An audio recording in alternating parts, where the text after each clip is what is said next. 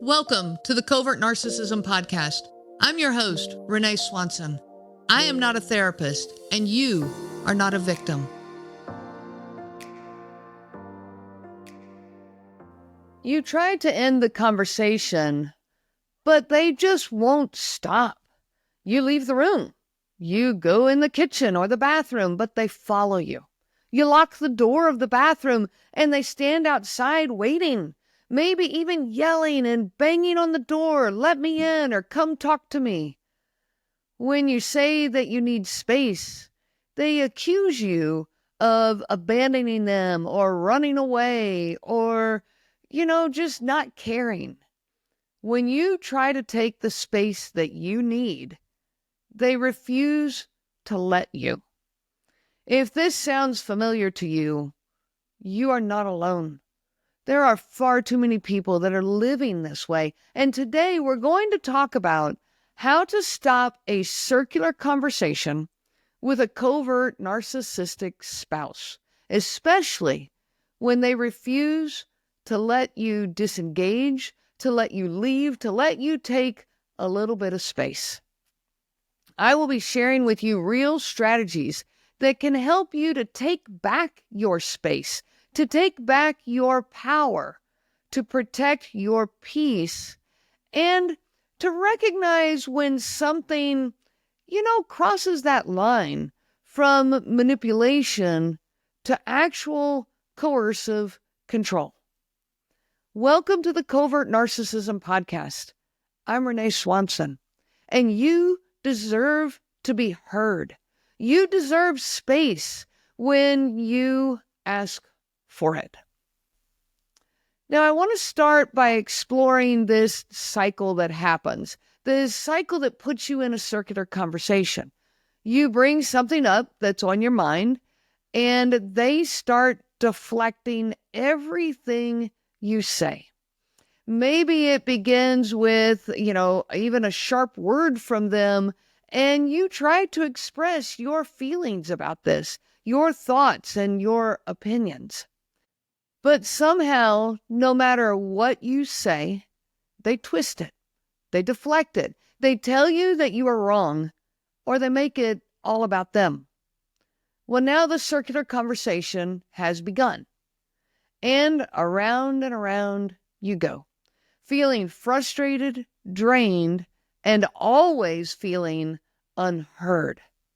So you do what any emotionally healthy person would do. You try to take a step back. You try to step away and clear your mind. You try to get a little bit of breathing space. You might even say, hey, I need a moment. Let me take a minute and calm down, or let's talk later. But they just won't let you. You head to the kitchen and they follow you. You go to the bedroom and they follow you. You head to the bathroom and still they follow you. They follow you, talking the whole time, accusing the whole time, deflecting the whole time, blaming the whole time. They follow you from room to room. They block the door and don't let you by, and they then accuse you of abandoning them. Does this sound familiar? Now, this is not just a normal disagreement. This doesn't happen in healthy relationships where people respect each other's space. This is a control tactic. Because, you see, a covert narcissist, they don't want resolution. They want to keep you emotionally engaged. They want you off balance, which is crazy. This is your spouse, your partner, and they want you doubting yourself and questioning yourself. They want you on the defense. Covert narcissists often use circular conversations to manipulate, confuse, and exhaust you. They keep you trapped in an endless loop of blame, defensiveness, and frustration. I will say this, resolution is not their goal. Keeping you trapped in the conversation is. Keeping you on these loops, these endless loops, is what they're after. They don't want to understand you. Instead, they want to keep you seeking their understanding. This is a trap. And it's a trap that shows up so many times in these relationships. Stopping a circular conversation with a covert narcissist can feel absolutely impossible. It's one of the hardest things I've ever tried to do, and it's the loneliest place I've ever been in this world. You see, stopping it requires this combination of awareness, self-awareness, boundaries, and disengagement techniques. If you've ever tried the gray rock method, this is where you just become boring like a gray rock. You give these short, neutral responses. But if you've ever tried that, you might have noticed that sometimes it actually backfires. Instead of making them less interested, they actually can get more engaged, they get angrier and more on the offense. Why? Because they thrive on emotional reactions. And when you stop giving them one, they panic. They actually become more intense. And so this sometimes doesn't seem to work and can actually make your situation worse. If direct, short answers are making them angrier, there are things you can do. You can soften the delivery while still keeping your emotional energy protected. The key to this is sounding neutral, but not cold. I'll say it again, neutral, but not cold. Reducing the tension without giving them anything to latch onto. So you might say, well, okay, how do I do that? Well, let's talk about how to gray rock without triggering more escalation. You see, the goal here is to not let things escalate, to not let things, erupt or grow with the tension. So instead of using abrupt one-word replies like, okay, sure, fine, let's try to find more low emotion, non-defensive, and less triggering responses. So when they ask, how was your day? And you really don't want to talk to them, and you know that, even the simple question has the risk of blowing up and becoming some blame game and becoming a problem. Well, instead of answering, fine, when we say fine, this causes them to take offense. Can, at least, definitely has that potential, and now they're going to start poking at you. Well, what's wrong with you? Do you just not want to talk? What's going on? What's wrong? So instead of fine, maybe answer, yeah, it's been a fine day. That subtle difference. It still doesn't really provide anything, useful. It's nothing they can latch onto. You're still just answering fine, but it's just a tad bit more engaging.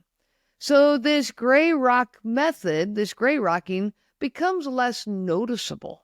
You use just a few more words. That's really it. So if they ask, hey, do you want to watch a movie tonight? And maybe you don't really want to, but you can't say no. And so you say, sure. Well, sure sounds totally unenthusiastic and can cause a reaction from them.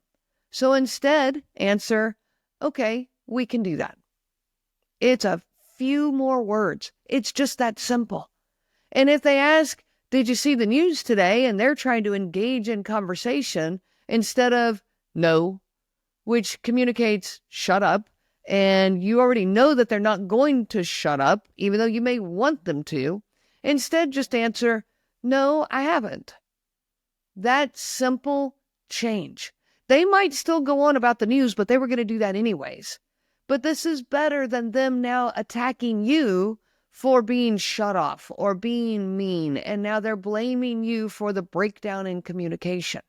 You see, these answers are still not engaging with them, but they're also not the sharp one-word answers that can set off a volcano. So you still don't have to really engage with them to do this, but you can do it without setting off their defensive meanness. Well, what if they say, even with your shorter answers, but not short answers, you don't even care about what I'm saying? Well, now you might need to deflect this with a little bit more of an answer. You could say something very simple as, I'm listening, I just don't have anything to add right now. Now, why do these kind of answers work? Because they don't give an emotional reaction, which is what they want and what you are trying to avoid. They are still neutral, but they're not dismissive.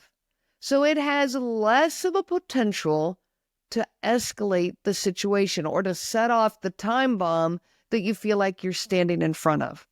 They avoid the blaming, the defending, or the explanations, which is more likely to stop the loop. These responses just don't give them fuel for the argument, but they also don't sound like you're shutting them down completely. The goal is to disengage or protect your emotional space and your emotional energy without provoking them further. Now, let's talk about this really tough part, when they literally will not let you leave the conversation. I absolutely hate it for anyone who understands this, anyone who's living this, because this is where things get serious. Blocking your exit, whether it's following you from room to room, standing in front of a doorway, taking your keys and not letting you leave, trapping you inside a room or inside the house, this is not okay. And it's not just unhealthy. This is actually a form of control, of coercive control. It is absolutely a form of abuse. You do not deserve to live as a hostage. Since reasoning with them will not work in the moment, your focus should be on de-escalating. This focus becomes self-protection while preparing for a long-term solution. But you might have to do the preparing for the long-term solution in the weird calm times that are between the escalations. And we're going to talk about that in a minute. So in these situations, I want you to avoid direct confrontation. Avoid saying things like, leave me alone, or stop talking, or shut up. Instead, let's change that a little bit to, this isn't a good time for me. This is setting boundaries for you and putting it into terms of you. You might even say, hey, I want to be able to hear you. I do. But I need a little space first. I need to clear my head first. You might even say, I'd like to have a productive conversation, but maybe when I can have a moment to calm down. Consider a way of giving them the illusion of control. Narcissists love this, while giving you a way out in the moment.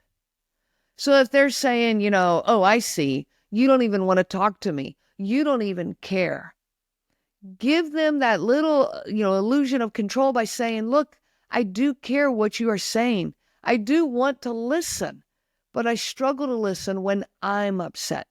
I need to clear my head first. Then I will be able to hear you. This gives them a little bit of an element of respect or a little stroking of their ego, which, let's agree, we're just going to have to do that sometimes when we're dealing with a narcissist.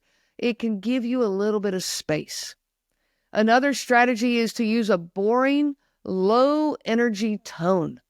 The calmer and less reactive you are, the less satisfying that it is for them. Remember, they want the engagement. They want the emotional reaction. So keep your voice flat and neutral. No anger, no frustration, no pleading, no explaining yourself. This just gives them fuel. Use as few of words as possible, but not too short so that it sounds cold. Use a neutral excuse to physically remove yourself. I need to get some water. I need to use the restroom.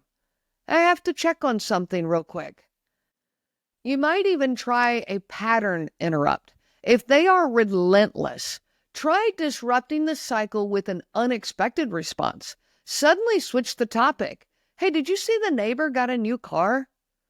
Or maybe ask a random question. Well, that one was a random question, but here's another example. Do you remember what time the store closes tonight? Maybe even act like you just misheard what they said. Wait, did you say something about dinner? You see, this can interrupt their rampage that they're about to jump on. It can short circuit their control because they're expecting emotional engagement. They're expecting defensiveness, but you don't give them that. Now, if you are feeling physically unsafe, you must prioritize this. Quietly text a friend, or if necessary, please call for help. Here's what I need you to hear today.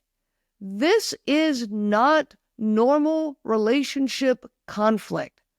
It's not. This is not okay.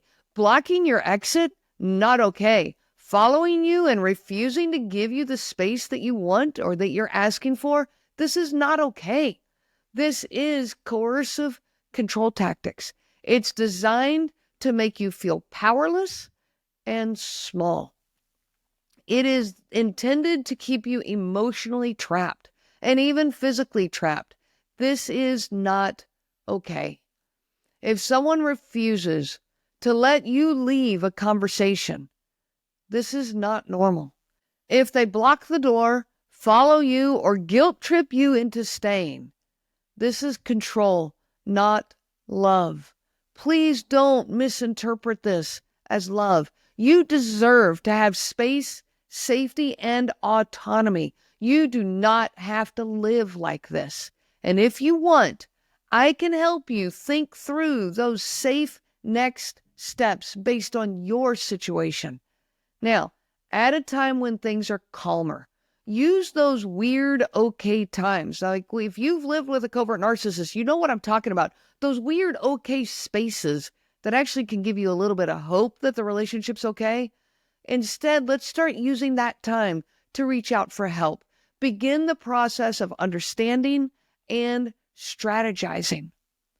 You do not owe anyone unlimited access to your time, your emotions, or your presence. You have the right to walk away. You have the right to take your space. You have the right to feel safe in your own home, in your own skin. If you are dealing with this, I want you to start documenting. Start writing this down. Write down what's happening. Put a date and time on it. Keep a journal. Keep it somewhere safe, by all means, but keep a journal. Tell a trusted friend, a family member. If this has been going on for a while, I want you to ask yourself, what would life look like if you weren't constantly tap dancing around their feelings and their reactions? What would life look like if you weren't living, walking on eggshells day in and day out? Many people, including myself, think I'm waiting for just the big enough fight to justify leaving or taking space or getting help. I'm waiting for that big enough moment. I encourage you instead, use the calm times that's in between the fights, in between the storms, to find the resources and the support. Do it during these calm times because then you're not doing it so emotionally driven. Use these times to work on your healing and to find the help that you need. Now, I know that these conversations are not easy. They're not easy to get through. I dreaded them. Every time one would spark, I hated it. My whole system would cringe. I know that when you are in it, it can feel like there is absolutely no way out. But I want you to know, you are not crazy. You are not overreacting, and you are not alone. If you are ready to take the next step toward healing, check out my coaching services at covertnarcissism.com. There's lots of different resources there just for you. I do offer both individual and small group sessions to help you break free from these toxic cycles. They're cycles, they're loops that we get trapped in. It's time for you to reclaim your life. And don't forget to subscribe for more empowering episodes like this one. Until next time, do take care of yourself. Trust your instincts. Listen to your gut. And remember, I wish you so much peace on your journey of healing. You have been listening to the Covert Narcissism podcast. If you are struggling with covert narcissism in your life, I help people to heal from covert narcissistic abuse. If you are struggling with the isolation, the self-doubt, and the obsessive thinking, then this is the program for you. I offer both group and individual options. This is live, personalized coaching that is specific to covert narcissism. Reach out to me anytime. You can find me at my website, covertnarcissism.com. I'm not a therapist and you are not a victim. I am a coach and you are a survivor. I wish you so much peace on your journey of healing. The information provided by Renee Swanson and the Covert Narcissism podcast is for educational purposes only and is not to be used for diagnosis purposes and not intended to be a substitute for clinical care. Please consult a healthcare provider for guidance specific to your case. This material discusses narcissism in general. It does not claim that any specific person has narcissism and should not be used to refer to any specific person as having narcissism. Permission is not granted to link to or repost this material to support an allegation or a claim that any specific person is a narcissist. That would be an unauthorized misuse of the material and information provided.